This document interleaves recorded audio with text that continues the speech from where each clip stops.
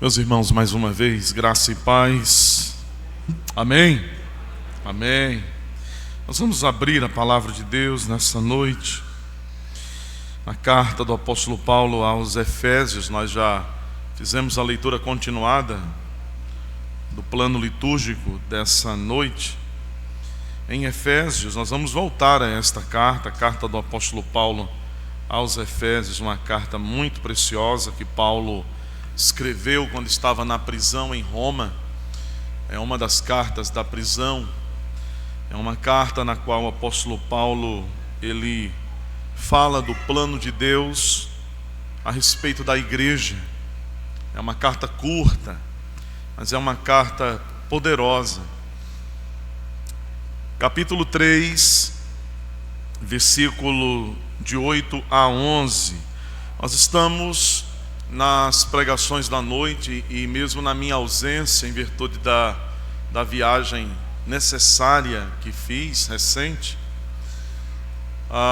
nós estamos, ainda que ausente, eu fui auxiliado por irmãos preciosos aqui, que deram continuidade a esta série de pregações. Na verdade, mesmo eu estando presente, eu combinei com eles que eles iam ser parceiros meus nesta série, que tem como título Desafio, como é mesmo não o título? O Desafio da Vida Cristã, isso mesmo, Desafio da Vida Cristã. E a gente já tem ouvido aí algumas mensagens sobre esse tema, pensando sobre o quanto somos desafiados a viver de forma cristã, vivemos como filhos de Deus nesse mundo. Subtemas muito importantes já foram aqui tratados com vocês: desafio de conhecer a Deus, desafio da oração, da confissão, do ser igreja, não é? E nós vamos continuar olhando para este tema, desafio da vida, desafios da vida cristã, e olhar para o texto de Efésios 3. Eu já digo de antemão, a porção que nós vamos ler, exatamente do verso 8 a 11, é uma porção riquíssima. Há um oceano, por assim dizer, aqui, de coisa muito preciosa e maravilhosa que deve ser pregada. É óbvio que nós não temos a capacidade, a pretensão de fazê-lo na noite de hoje, de exaurir, de esgotar que esses versos que nós vamos ler aqui nos oferecem hoje, meus irmãos. Mas nós vamos tomar esse texto como base para refletir sobre o desafio de ser comunidade cristã. Esse é o título do sermão: o desafio de ser comunidade cristã.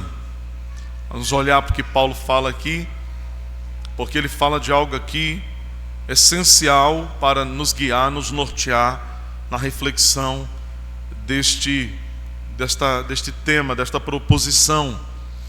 Efésios 3, de 8 a 11, diz assim: a mim, o menor de todos os santos, me foi dada esta graça de pregar aos gentios o evangelho das insondáveis riquezas de Cristo, e manifestar qual seja a dispensação do mistério desde os séculos, oculto em Deus, que criou todas as coisas, para que pela igreja,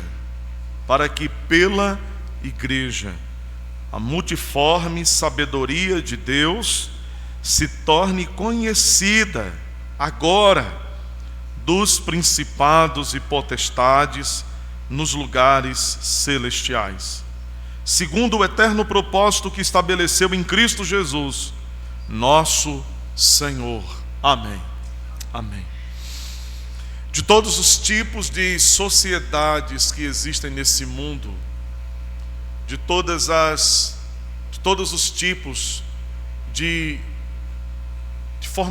formação social, de núcleo, de sociedades que existem nesse mundo, a igreja de Deus pode-se dizer, meus irmãos, ela é completamente distinta de tudo mais, distinta em sua natureza, naquilo que que a define como uma sociedade no mundo. Ela é diferente, completamente diferente, quanto à sua relação com o mundo, a maneira como ela dialoga com o mundo, a maneira como ela se comunica com o mundo. A igreja, ela é sui generis, ela é diferente, ela é distinta de todas as outras sociedades existentes no mundo, em sua natureza, como ela se define ou como ela é definida enquanto igreja, na maneira como ela lida com o mundo no qual ela está inserida.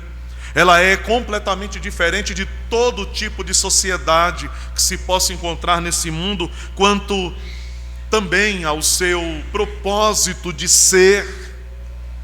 E isso tudo faz da igreja muito mais do que apenas uma instituição visível nesta terra. Ela é muito mais do que um CNPJ, ela é muito mais do que um endereço, do que um elemento visual, geográfico, contextualizado. A igreja é muito mais do que isso. A igreja não é propriedade de nenhum homem. A igreja, ela não é idealizada por homem algum. Ela não é edificada por nenhum homem, por nenhum dos mortais. Como bem disse em um de seus livros o Jamie Dunlop, a igreja é obviamente sobrenatural. A igreja é obviamente sobrenatural. Não há nenhuma sociedade organizada que tenha esta característica, que tenha esta definição, que seja obviamente sobrenatural, que não seja natural. A igreja é assim. Ela é supranatural, ela é sobrenatural. A igreja é a igreja, porque ela pertence a Deus, porque o seu chefe e cabeça não é um bispo, um pastor, um reverendo, um papa, mas o próprio Filho de Deus. Ela é firmada na sabedoria, na autossuficiência de Deus. Ela é mantida porque ela é parte dos seus propósitos redentivos. Ele nos salva, Ele nos chama a um relacionamento com Ele e a uma vida com Ele, e Ele nos torna igreja. Ele nos faz participantes da igreja. A igreja é obviamente sobrenatural. Grave isso na sua mente. Talvez um dos textos mais extraordinários do Novo Testamento, e mais especificamente um dos textos mais extraordinários escrito pelo apóstolo Paulo sobre a igreja, seja exatamente o texto que nós lemos nessa noite, e ainda mais especificamente Efésios 3, verso 10. Para que pela igreja, disse Paulo, a multiforme sabedoria de Deus se torne conhecida agora, hoje, de todos os principados e potestades nas regiões celestiais. Esse texto é muito interessante, ele é muito maravilhoso. Talvez este seja um dos textos mais importantes sobre a igreja escrito por Paulo, dos mais extraordinários escrito por ele, porque aqui a igreja, ela é tratada, ela é falada. Aqui ele diz que é na igreja de Deus, é nessa comunidade, é nessa sociedade incomum, obviamente sobrenatural, diferente, sui generis. É nesta igreja que Deus faz com que os anjos, os seres angélicos, vejam, conheçam, contemplem a multiforme sabedoria de Deus. É pela igreja que Deus faz com que seres celestiais conheçam a multiforme sabedoria de Deus. Eles olham para a igreja de cima, e o que eles podem ver quando eles olham para a igreja, é como Deus é perfeitamente sábio. A igreja é uma forma magnífica da expressão da sabedoria de Deus. Nessa sociedade, meus irmãos, que não é comum, nessa sociedade obviamente sobrenatural, nesta sociedade incomum, os anjos, eles veem a sabedoria de Deus como nunca antes eles puderam contemplar, como nunca antes eles puderam ver. Quando eles olham para nós, quando as potestades, os seres poderosos, quando eles lá de cima olham, quando os principados, quando eles olham para a igreja, eles veem a sabedoria de Deus como nunca antes eles puderam conhecer. Note você, é na igreja que eles veem algo completamente novo, algo que estava escondido em Deus, como disse Paulo. Isso estava escondido em Deus nos tempos da eternidade. Isso significa dizer que a igreja, o estabelecimento dessa comunidade cristã, o estabelecimento desta sociedade em comum chamada igreja, ela não é um plano B de Deus diante da frustração do plano A. Deus não tem plano B, plano A, plano C. Ele tem um único plano. Ele tem um único propósito, um único ideal, um único desígnio. Mas a Escritura está dizendo que esta igreja, que é plano de Deus, estava escondida em Deus. Ele não havia revelado antes da hora, ele não havia dado pistas disso antes do momento. Mas é quando Cristo vem, e quando Ele dá a sua vida em resgate de muitos, quando Ele ressuscita dos mortos, quando Ele estabelece uma nova aliança, um novo concerto, agora derrubando a parede da separação que havia entre judeus e gentios, a inimizade, estabelecendo, concretizando de dois um único povo, a igreja, o corpo, a igreja dos remidos, a igreja dos que foram alcançados pela obra do seu Filho. Eles olham para a igreja e eles contemplam na igreja esta sabedoria de Deus, de tomar judeus e gentios, de fazê-los convergir, unindo-os, um único povo, um único reino, uma única nação, uma nação sacerdotal, uma nação de reis, o seu povo. Nós somos então desafiados a vivermos como comunidade cristã, a sermos isso.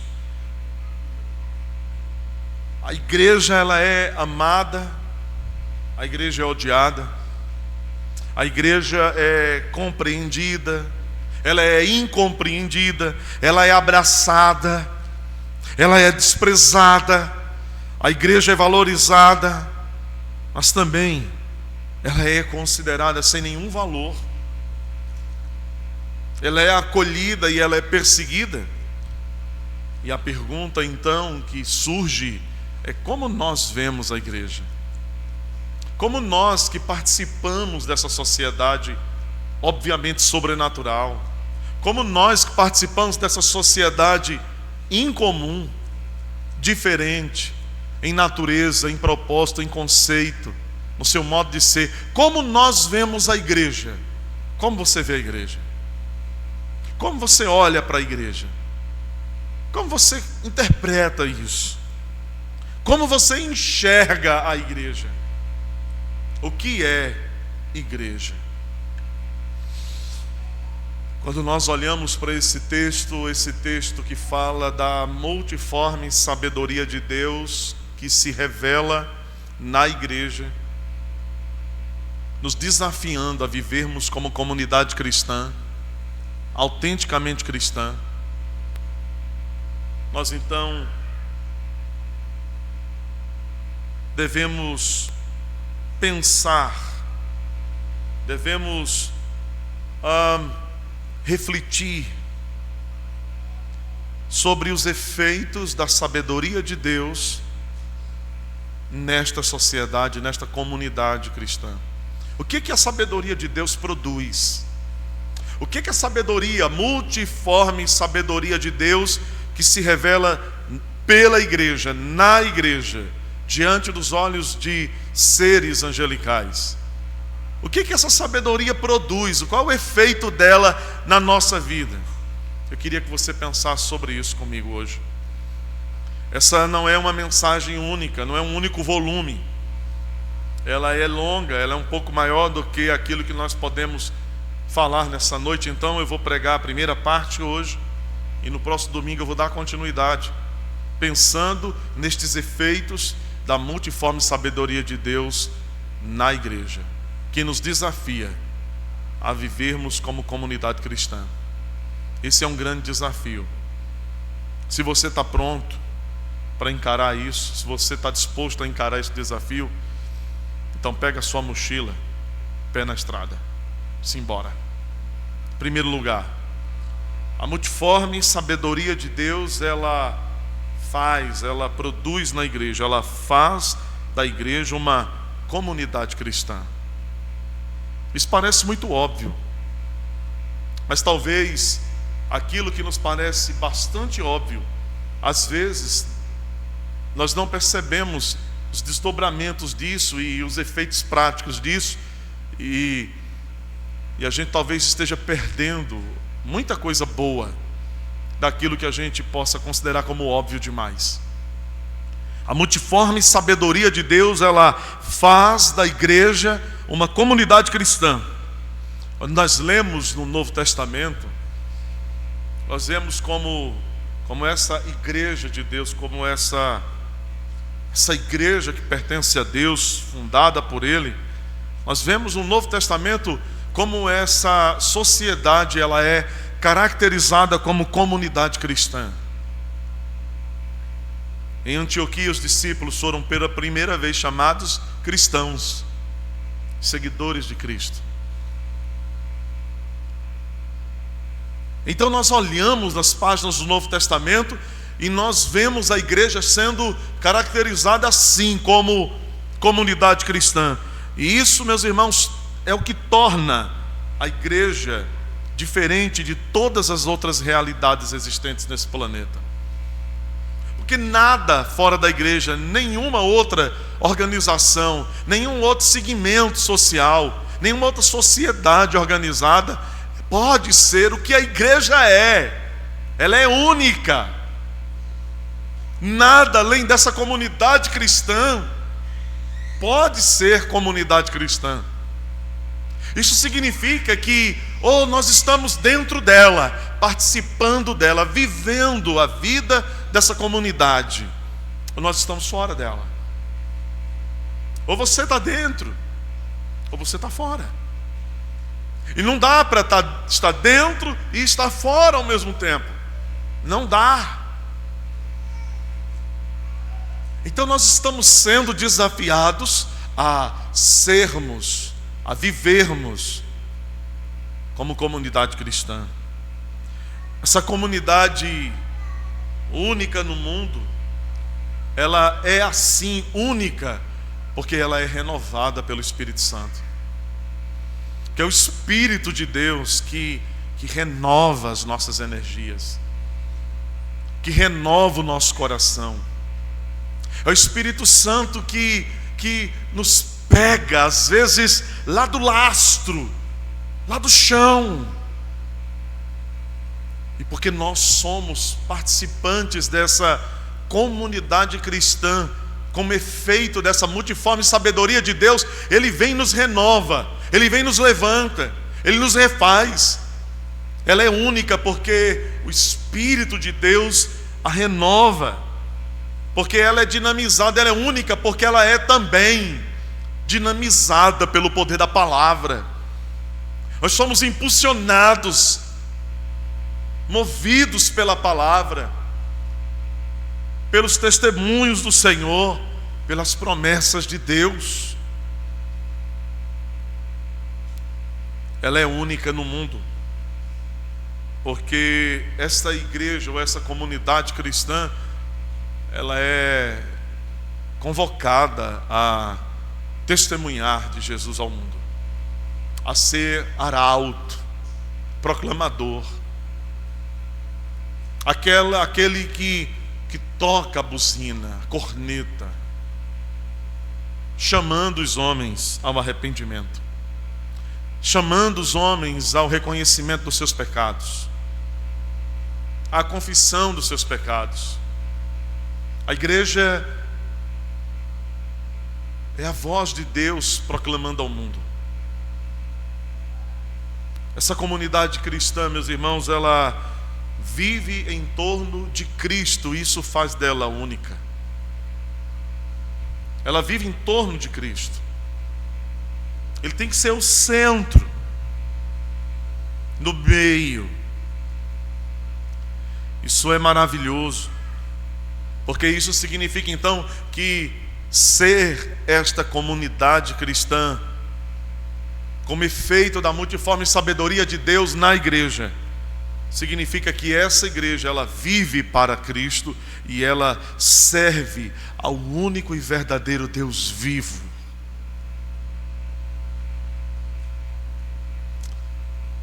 Nós só encontramos o nosso propósito de existência, nós só descobrimos qual é o nosso propósito de existência, afinal, quando nós somos alcançados pela graça do Evangelho. Porque quando nós somos alcançados pela graça do Evangelho, nós somos colocados na igreja de Deus, incluídos nela. Porque a graça de Deus nos alcança, porque nós somos incluídos nessa comunidade cristã, que se identifica com Cristo no centro para servi-lo. Nós descobrimos que o nosso propósito de existência é glorificar a Deus e desfrutar dele para todo sempre. A multiforme sabedoria de Deus que se revela por meio da igreja, ela faz da igreja essa comunidade cristã. Nesse mundo caído, e nesse mundo alienado do seu Criador, de Deus, o Criador, Deus então constitui um povo. Ele levanta um povo. Ele faz então isso, meus irmãos, revelando sua sabedoria, mostrando isso diante dos anjos, do meio de uma grande multidão em trevas, do meio de uma multidão imensa, de uma massa gigantesca. Deus levanta um povo que ele chama de seu. Essa comunidade cristã é a comunidade que Deus diz: é minha, pertence a mim, é minha propriedade. Eu sou o dono, eu sou o Senhor. Ele diz: eu escolho, eu separo. Ele diz: essa é a minha igreja, é o meu povo.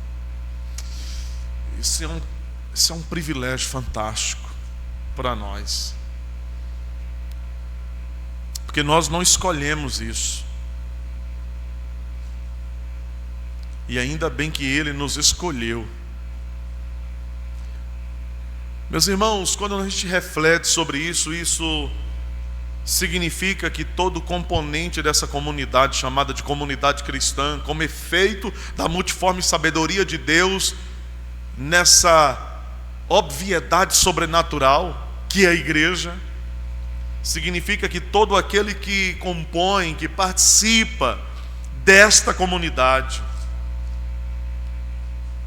todo aquele que se chama cristão precisa ser um salvo. Alguém que teve um encontro pessoal com Cristo e que viu diante de si os seus pecados, arrastando como que uma âncora agarrada à sua perna e levando para o mais profundo do mar do inferno. E quando ele se vê assim, ele vê então aquele que pode salvá-lo e que é a sua única salvação, seu único escape. Todo aquele que participa dessa comunidade, ele precisa ser um salvo. Deve ser alguém cujos pecados foram então lançados no mar do esquecimento. Alguém que agora crê, alguém que agora está arrependido e que deseja uma nova vida, e que já pode experimentar no primeiro momento desse encontro pessoal com o Filho de Deus, dessa conversão, já pode experimentar os seus primeiros efeitos na mente e no coração, percebendo como a sua alma agora sente diferente, como a sua alma agora percebe diferente, como a sua alma agora imagina diferente, e isso é tudo muito novo. Isso é tudo muito novo nessa nova experiência da nossa existência, ao ponto de que nós experimentamos certamente, sem dúvida, nesse momento, uma das alegrias mais maravilhosas, como nunca antes tenhamos nós experimentado. É a alegria da salvação, é a alegria da obra do Espírito no coração, nos tirando da comunidade da perdição para a comunidade da salvação. Cada membro dessa comunidade deve reconhecer e confessar que Jesus Cristo é o Senhor, como o apóstolo Paulo escreveu na primeira carta aos Coríntios, capítulo 12, e no versículo 3, quando ele disse: ninguém pode dizer Senhor Jesus senão pelo Espírito Santo. Ninguém pode dizer Jesus é o Senhor senão pelo Espírito Santo. Ninguém pode fazer essa confissão pública, cheia de convicção, genuinamente verdadeira, senão pelo Espírito da verdade. Nessa comunidade cristã, os homens, meus irmãos, antes divididos pela discórdia, separados pelo ódio, distanciados pela incompreensão, pela maldade e pela violência, agora, nessa expressão da multiforme sabedoria de Deus, que cria uma comunidade cristã, agora eles são unidos uns aos outros, unidos com Cristo, compactados numa forma de unidade maravilhosa, um todo. Eu e você, nós, Jesus. Sabe, nós nos tornamos agora membros uns dos outros, participantes uns dos outros. E isso só é possível porque essa comunidade, ela é uma comunidade cristocêntrica, que Cristo está no centro. Onde Cristo não está no centro, isso não pode acontecer. Quando ele deixa de ser o centro, então a discórdia, o ódio, o rancor, a divisão ganha. Quando ele é o centro, estas coisas perdem. Somos fortalecidos. Cristo é o centro dessa comunidade cristã e ele é ao mesmo tempo o elemento unificador. E por causa disso é que nós somos chamados de irmãos. É por causa disso que nós nos chamamos de irmãos. Porque Cristo é o centro, porque ele é o elemento que nos unifica, que nos conecta, porque assim dentro dessa comunidade cristã, como sendo um efeito dessa multiforme sabedoria de Deus pela igreja, dentro dessa comunidade, o amor de Deus ele vai sendo derramado no nosso coração. Ele foi derramado em nosso coração. E ele vai transbordando dentro de nós. E esse amor derramado em nosso coração, ele precisa ser manifestado ao mundo perdido. E essa manifestação do amor de Deus que habita em nós, ela é a mais vigorosa mensagem pregada ao mundo por esta comunidade de cristãos. Porque a igreja está anunciando ao mundo aquilo que o mundo não possui. Está dizendo ao mundo, apontando para o mundo aquilo que o mundo não possui em si mesmo. Existem particularidades, é verdade. Cada pessoa, ela é uma pessoa. E nem sempre nós lidamos muito bem com isso, não é? Nem sempre a gente lida muito bem com isso. Com as particularidades de cada um, as diferenças. Mas eu queria lembrar você que dentro dessa comunidade criada por Deus, aquilo que nos une é muito maior do que aquilo que poderia nos separar. Aquilo que nos conecta é muito maior do que aquilo que poderia nos dividir. É por isso que a graça de Deus triunfa, sempre triunfa, sobre o mal no meio do seu povo. Quando ele se ergue, o poder de Deus, a graça de Deus triunfa, porque maior é o que está em nós do que aquilo que está no mundo. Em segundo lugar, essa multiforme sabedoria de Deus, ela produz na igreja. Em segundo lugar, ela faz da igreja uma fraternidade comunitária. Nós somos uma comunidade cristã, um ajuntamento de gente que se chama cristão, que vive a partir dos princípios das bases cristãs. Mas também a sabedoria de Deus produz na igreja o ser uma comunidade, uma fraternidade comunitária. É uma comunidade de amor ágape, de fraternidade. E sem dúvida, meus irmãos, a sabedoria de Deus que se revela na igreja produz isso. Lá no livro de Atos, capítulo 4, versículo 32, essa ideia de fraternidade comunitária está colocada lá. Quando o texto de Atos 4, 32 diz que todos os que creram pensavam e sentiam do mesmo modo. Todos que creram, nos dias dos apóstolos, eles pensavam, eles sentiam da mesma forma. Havia uma fraternidade que os conectava. Nos primeiros capítulos do livro dos Atos dos Apóstolos, nós somos contemplados, meus irmãos, com passagens que mostram princípios de fraternidade que precisam ser cultivados hoje no nosso meio.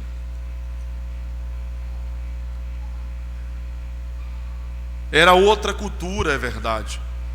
Era um outro contexto social, político, com realidades típicas daquele momento, daquele tempo, daquela sociedade, daquele contexto cultural. Sim, é verdade. Não dá para pegar isso lá do passado e dizer assim, vamos reproduzir isso ipsis literis aqui hoje, sem que a gente produza rupturas, rachaduras, quebras fortíssimas. Certamente, ainda que nós não possamos transpor os séculos já vencidos e trazer aquela realidade para ser a nossa realidade hoje, em todos os sentidos, numa tentativa de reproduzir hoje o que foi um dia a igreja primitiva, ainda que não seja viável, ainda que não seja possível isso. Contudo, meus irmãos, os princípios que definiam aquela comunidade como uma fraternidade, esses princípios eles ainda vigoram, eles ainda permanecem. E nós, meus irmãos, somos desafiados a pôr em prática esses princípios de fraternidade comunitária que a igreja primitiva vivia e praticava. Havia naquela igreja lutas e dificuldades, sim, como há hoje também entre nós. Mas dentro daquela fraternidade comunitária, o amor fraternal era a insígnia daquele povo. O amor fraternal era a divisa daquele povo. O amor fraternal era a bandeira hasteada daquele povo. A multiforme sabedoria de Deus imprime, carimba no coração da comunidade o amor fraternal. O amor que cobre a multidão de pecados. O amor que restaura. O amor que anima. O amor que fortalece. O amor que congrega. O amor que solidifica. O amor que santifica. O amor que transforma. Onde esse amor fraternal existe como um princípio fundante, como um princípio essencial que define essa comunidade, esse povo. Onde esse amor fraternal, esse amor ágape, é a palavra, não é? A palavra grega lá do Novo Testamento, ágape. Onde esse amor existe, não significa que problemas, não significa que perturbações, não significa que lutas não existirão. Mas o que significa então? Significa, na verdade, que as lutas, os problemas, que as tribulações, as perturbações poderão ser vencidas, porque existe esse amor fraternal. Serão da melhor maneira encarados e vencidos, de maneira que Deus possa ser glorificado no meio do seu povo. Como, meus irmãos, é importante, é salutar sermos uma comunidade que cultiva o amor fraternal. Então, quando nós estamos sendo desafiados a sermos uma comunidade cristã, isto implica em sermos desafiados a cultivar amor fraternal no nosso meio, entre nós. Porque afinal de contas, situações difíceis acontecem entre nós e não há como vencer senão pela força do amor de Deus em nosso coração. O fundamento desse amor ágape fraternal, ele está justamente no fato de nós estarmos todos, cada um de nós, debaixo, sob a paternidade de Deus. Ele é o nosso Pai amoroso. Nós estamos debaixo dessa paternidade amorosa de Deus. Então é por causa dessa relação em que nós estamos com Ele, com o Pai nosso que estás nos céus, que o amor fraternal ele é uma realidade, ele precisa ser uma realidade entre nós, e nós precisamos cultivá-lo no nosso meio. Essa fraternidade de amor, ela possui uma fonte, essa fraternidade de amor, ela possui uma forte expressão evangelística. Vocês lembram quando no capítulo 13 de João, é aquele momento que Jesus está lavando os pés dos discípulos? Capítulo 13 de João, Jesus vai dizer para os discípulos, e conhecerão que vocês são meus discípulos quando vocês se amarem. Então o amor fraternal, o amor entre irmãos, porque somos todos filhos do mesmo Pai. Ele possui, meus irmãos, uma forte expressão evangelística diante do mundo. O mundo pode desprezar a igreja, pode questionar a igreja, pode recusar a igreja, mas quando o mundo vê a igreja vivendo amor, ele é impactado por isso de alguma forma, ele é incomodado por isso de alguma maneira, porque a igreja é diferente de tudo. As pessoas não entendem, né? Como que alguém que durante anos pôde guardar tanta mágoa, ressentimento, às vezes ódio, mas quando ele é alcançado, quando ele passa a pertencer a esta comunidade cristã, a esta fraternidade comunitária, ele perdoa, ele muda, ele abandona o rancor, o ressentimento, o ódio. E o mundo, quando vê isso, ele é impactado, ele fica assim grilado, bugado. Mas como? Como é possível isso?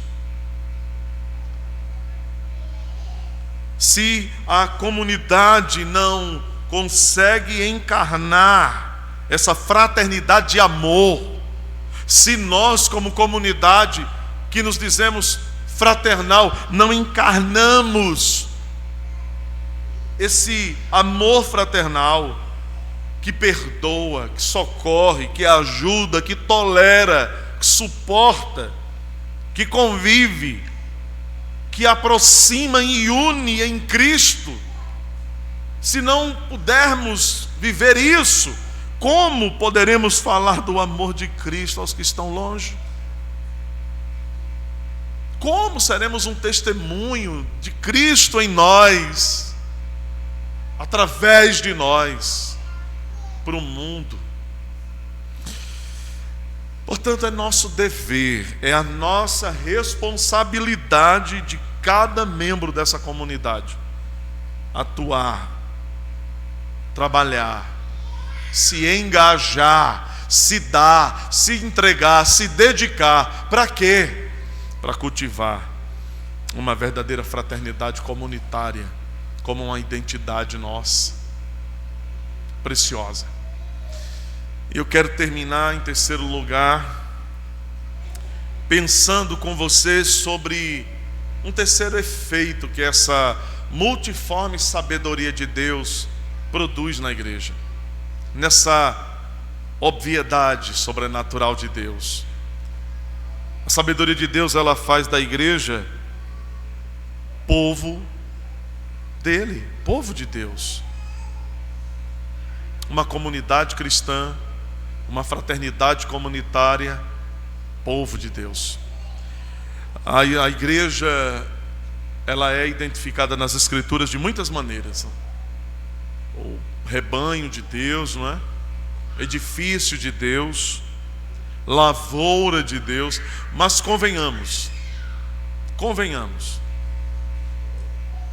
certamente é singular e carregada de grande significado o fato de que povo de Deus é uma maneira de Deus falar dessa propriedade dele, cheia de significado, de poder. É o povo do Deus que criou todas as coisas. É o povo de Deus. É o povo que pertence a Ele. A igreja é esse povo, e a sabedoria de Deus fez com que aqueles que não eram povo, a sabedoria de Deus fez com que aqueles que não eram povo fossem feitos povo de Deus. Sua sabedoria fez com que aquela que não era amada fosse amada. Romanos capítulo 9, versículo 26, Paulo escrevendo, ele diz: e no lugar em que se lhe disse, vós não sois meu povo, ali mesmo, neste mesmo lugar, onde se diz, vós não sois o meu povo, neste mesmo lugar, vocês serão chamados filhos do Deus vivo. Aleluia. Filhos do Deus vivo. Vocês serão chamados assim. Já no Antigo Testamento, essa linguagem de povo de Deus, ela é muito importante, porque quando a gente lê essa forma de Deus tratar aqueles que Ele escolhe para si, aqueles que Ele chama para viver com Ele, para conhecê-lo, porque ser povo de Deus é conhecer aquele que exerce o seu senhorio sobre nós. Deus nos chama para conhecê-lo. O povo de Deus é esse povo que Ele aproxima dEle, que Ele traz para perto dEle, para conhecê-lo, para conhecer a sua vontade, conhecer os planos que Ele tem para este povo. E são planos extraordinários. Os planos de Deus para este povo dEle, para esta obviedade sobrenatural, são planos fantásticos. Sabe, é algo assim que ultrapassa a nossa capacidade de pensar sobre isso. A Escritura nos dá assim um aperitivo, não é?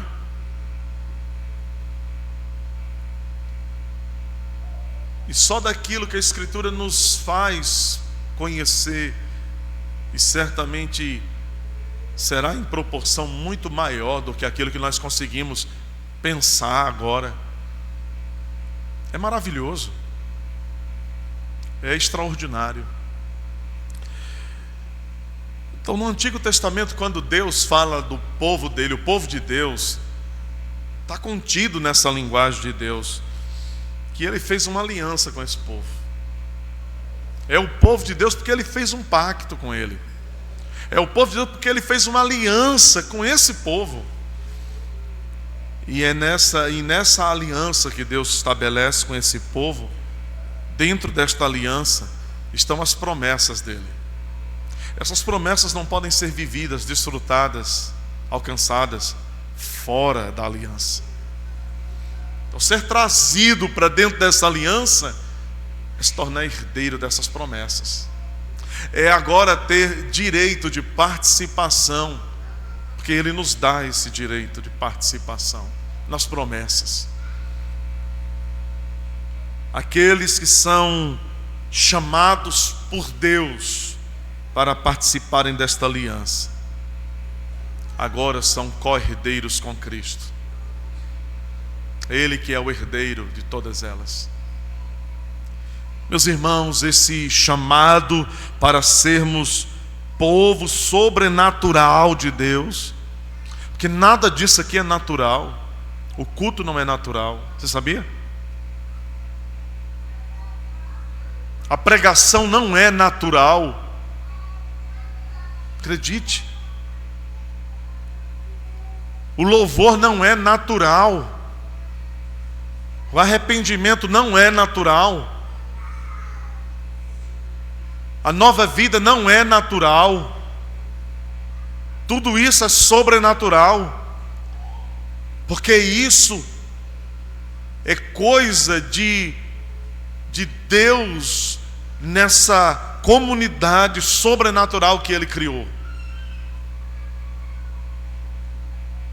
Nós somos chamados do natural para o sobrenatural. Eu queria que você pensasse rapidamente que essa linguagem não é incomum dentro das igrejas. E as pessoas estão talvez falando vamos experimentar o sobrenatural de Deus hoje. E o que é que você imagina que elas estão pensando quando falam isso? Que aleijado vai andar, que cego vai ver, que alguma coisa assim, muito assim visualmente, fora do comum vai acontecer. Mas essa é uma forma pobre de pensar sobre o que é sobrenatural, fraca e aquém das Escrituras e do Evangelho. Então não pense que quando eu estou falando aqui de vivermos como comunidade sobrenatural, é que eu estou propondo para vocês uma nova agenda para essa igreja, de que talvez no próximo culto Nós vamos ver coisas assim, completamente fora do normal acontecendo aqui. Não é nada disso. Mas vivermos sobrenatural ou sobrenaturalmente significa que nós vamos ser capazes de perdoar, de ser perdoados, de animar, de fortalecer, de juntar, de anunciar ao mundo que Jesus é o Senhor e é o Salvador, que nós vamos... É isso. Porque tudo isso é sobrenatural. Então observe que esse chamado para sermos povo sobrenatural, nossa participação nesse pacto de Deus como algo sobrenatural, nosso direito às promessas como algo sobrenatural, só pode pertencer ao povo sobrenatural, porque sobrenaturalmente nós fomos unidos a Cristo numa união mística, forte, inquebrável, poderosa. Meus irmãos, na prática, esse sobrenatural se dá quando exercemos nossa função evangelizadora no mundo, nossa função discipuladora. Na prática, esse sobrenatural acontece quando nós apontamos aos homens que estão vivendo naturalmente que há um reino sobrenatural e que eles estão sendo chamados para entrarem nesse reino pela fé em Jesus Cristo, pelo arrependimento. Isso é viver sobrenaturalmente. De forma prática, vivermos este sobrenatural é vivermos em relacionamento com Deus, uma vida seguindo na contramão desse mundo, o mundo indo numa direção e nós estamos indo na outra direção. Isso é viver sobrenaturalmente. Esse modo de viver sobrenatural, portanto, ele acontece quando, por exemplo, nós exercemos nossa capacidade de consolidar aqueles que estão dando os primeiros passos na fé. Nós exercemos essa nossa característica sobrenatural quando nós exercemos o perdão, quando nós socorremos aquele que nos feriu. Ainda que tenhamos sido feridos, nós vamos lá socorrer. A igreja abandona o seu modo de vida sobrenatural quando ela também abandona o fazer estas coisas, o viver assim, o agir assim. Ela deixa de ser sobrenatural quando ela deixa de exercer estes aspectos sobrenaturais do Evangelho. E quando a igreja perde essa capacidade sobrenatural, ela perde seu brilho, ela perde sua beleza,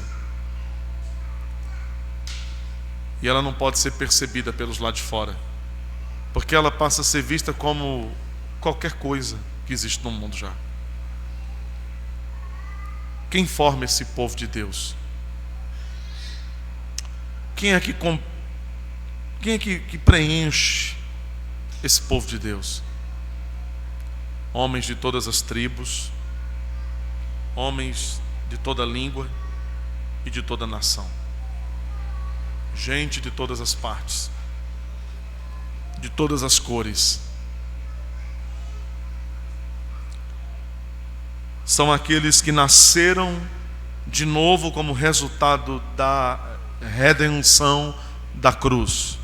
São aqueles que conservam a mesma fé no Filho de Deus. E a pergunta, portanto, que não pode calar é esta: você faz parte desse povo? Você pertence a esse povo?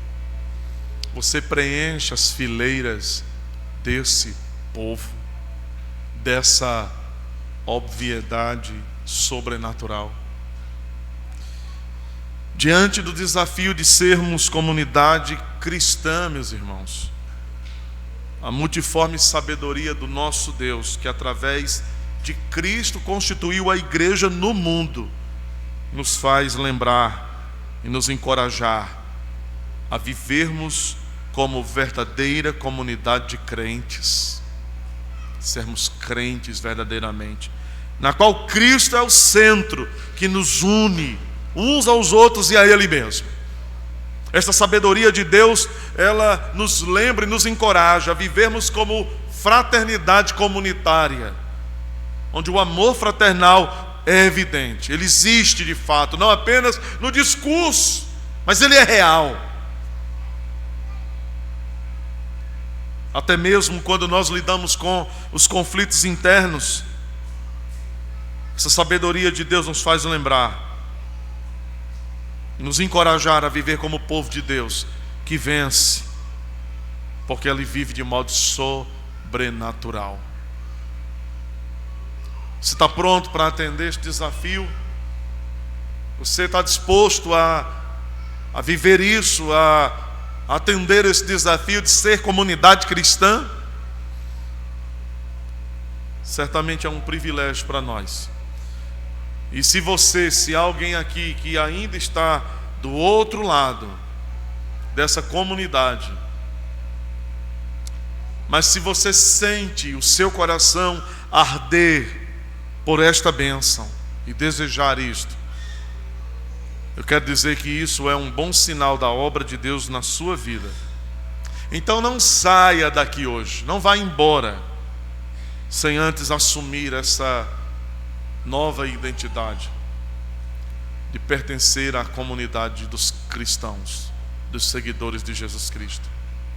Não vá embora antes disso, de sair daqui como um cristão professo, que reconhece Jesus como Senhor dessa comunidade, Jesus como Salvador desse povo, o elo, o centro, para a glória de Deus. Amém.